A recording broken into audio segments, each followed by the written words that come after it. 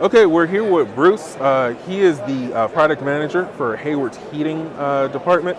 Now, why would you want to go with a gas heater over just a heat pump? Well, the real difference with gas heat is that you have a rapid heating, so it's not weather dependent at all. So you have fuel, you have fire, and you get rapid heating.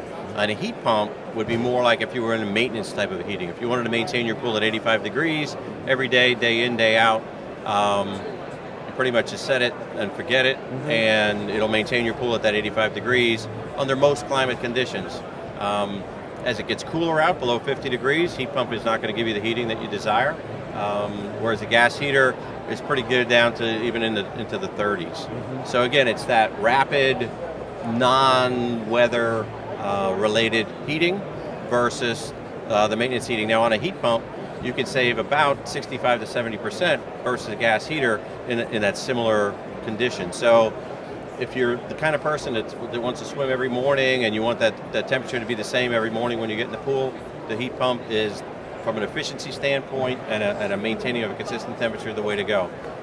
If you happen to be in a climate, though, where you got really cool nighttime temperatures, or you do want to swim in the April, October, November, maybe in the Northeast, then the gas heater is really the only way to go because it is not dependent on pulling the heat from the ambient air as a heat pump does. So you might say a heat pump is more of a southern state type thing? Heat pumps, yeah, Sun Belt type of application is really, really good because you have the warm temperatures, a little cooler at night, and you have, realistically, you have lower electrical costs. Yeah. So somewhere between 10 and 12 cents a kilowatt hour. And again, if you were going to maintain the heat in your pool with a gas heater, the heat pump would be about 65 to 70% lower cost on a monthly basis to do it. So efficiency, super quiet, no fuel to bring in, so no natural gas or propane required. You do need a 50 amp circuit, but that's it. It's pretty straightforward. So your main gas heater is called the Universal Low NOx. Universal means that pretty much most applications it can be slotted in there, correct? Right, so what we look at, it's that universal design aspect, so adaptable to the aftermarket as well as for new construction. So if you go on an equipment pad and it's got gas line coming in on the right side, electric coming on the left side, plumbing left or right, it's easily adaptable. So you can do left or right, electric, water, gas, independently of one another. Some of our competitors, you have to turn the whole unit, and as you turn the unit, you may get plumbing on one side, but then the gas goes to the other side. So we're truly universal with independent left and right, water, electric, and gas. And we have junction boxes on both sides of our unit, so you can bring high voltages on one side, low voltage on the other, or you can bring high and low into either side as you see fit. So it's that adaptability that we really push on the universal design. And you have the Cooper-Nickel standard in the Universal Low NOx. Every right? gas heater that we manufacture has Cooper-Nickel heat exchanger. It's really a super value statement for our customers. A lot of our competitors charge anywhere from $150 to $250 more for Cooper-Nickel. We include it in all of ours. Basically, when you buy a Hayward gas heater, basically you just pick your BTU size and your fuel source, whether it's natural gas or propane, and everything else is included in the heater. So whether it be a high altitude, so every one of our universals is good to an altitude of 7,700 feet.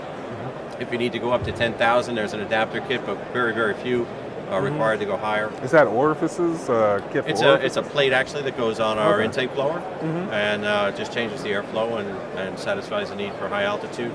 So when you were talking about efficiency earlier, the older it gets, especially if it was like on coastal installation, it loses efficiency. Is there like a timeline for how often you should get the soot cleaned out or get the fins cleaned, or is it just something you really can't control? Back in the older style heaters, the atmospheric type of heaters, the only thing you could control would be the fuel mix coming in. The draft was just a natural draft. Yeah. So if you had high or low, the heater would still fire, but it would compensate, and you could sit up more and create situations like that.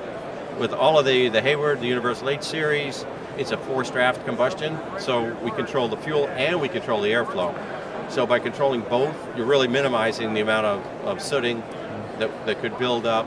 So really there's minimal maintenance. There's no burner trays to take out and clean.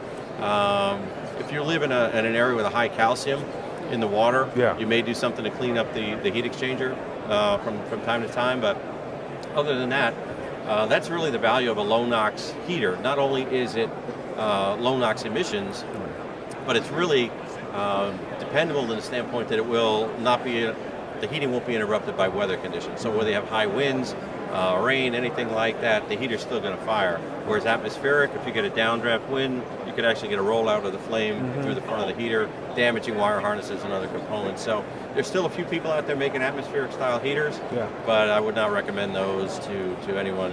Anybody that's making the forced draft controlled combustion is the way to go. So kind of like the forced draft, it's kind of a guarantee that you get that nice clean blue flame Right, we like all to the time. compare the forced draft combustion, so where you're controlling the fuel and the air, to like fuel injection, and the old atmospheric style carbureted engine in a car. So there's not too many carbureted car engines out there if you can find one these days. The fuel injection type is the way to go. More efficient, cleaner burning. The NOx emissions, the low NOx emissions is a nice thing to have. California requires it, but besides that requirement from an environmental perspective, it's really that uninterrupted heating performance in all kind of weather conditions, and especially that the weather conditions don't damage a forced draft heater with any kind of a downdraft or flame rollout type of thing. And we're standing in front of a commercial heater. I haven't seen one of these in person. Now, can you kind of talk through what these headers, because this is what is it? So this is a commercial application, ASME, and to meet the requirement for ASME, you have to have a metallic water path. Okay. So the no requirement, polymers, or right. like the rest and there are certain pressure tests that are required that a polymer header would not sustain. So what we use on all of our products is a low lead bronze material that we cast.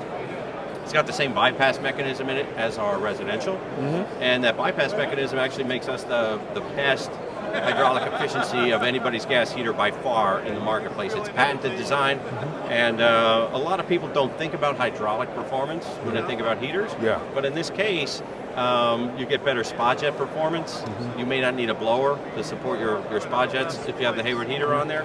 But the ASME, it's really that simple. Is you need a metallic water path, cast header. We don't use any cast iron. There are competitors that use a cast iron, but they have to line it with glass. And as soon as you start putting the sensors in there, you break that internal coating, and you're going to get rust. So you can use this with salt, correct? Salt, anything, yeah. Okay. Can this be installed outside, or does it have to be inside? No, outside or inside. All right. Well, I think that pretty much covers it. Thank you for talking to us, Bruce. Thank you. Appreciate your time.